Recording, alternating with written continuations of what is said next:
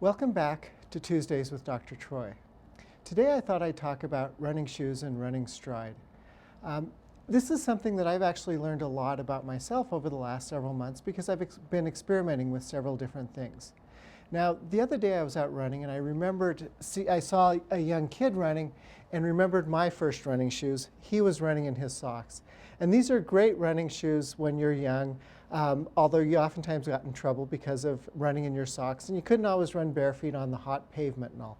Well, since then we evolved and Bowerman in Oregon developed the Nike Waffle running shoe, and those have continued to expand to our most common running shoe, something like this. Something that encourages you to land on your heel and then come down with the rest of your foot. And this is what I've trained in for the last many, many years. These are the types of shoes that I ran over 1,000 days in a row on.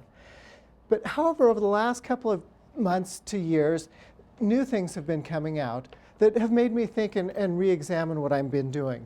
One is this idea of running stride and running a little bit more forward, but also running on a different part of your foot. In the Copper Canyon in Mexico, there's a group of natives who are able to run long, long distances and essentially run barefoot or with minimal shoes.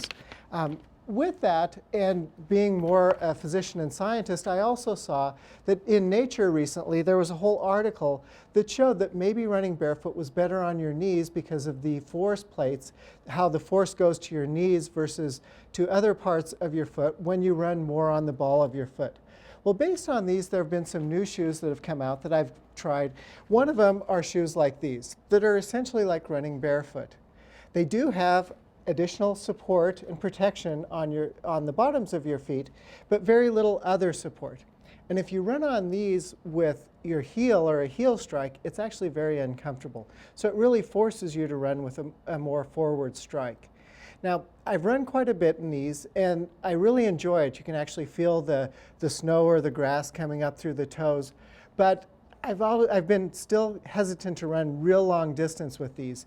And so most recently, I've been trying some new shoes that really push the forward part. They have a higher built-up forefoot.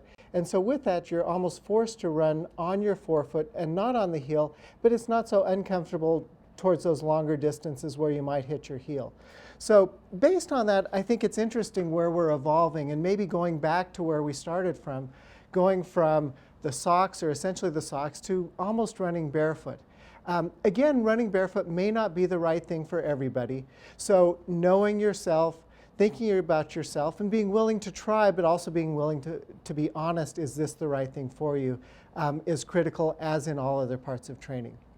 So that's it for today. Thank you for joining us, and I look forward to seeing you in less than a month at the Colfax Marathon.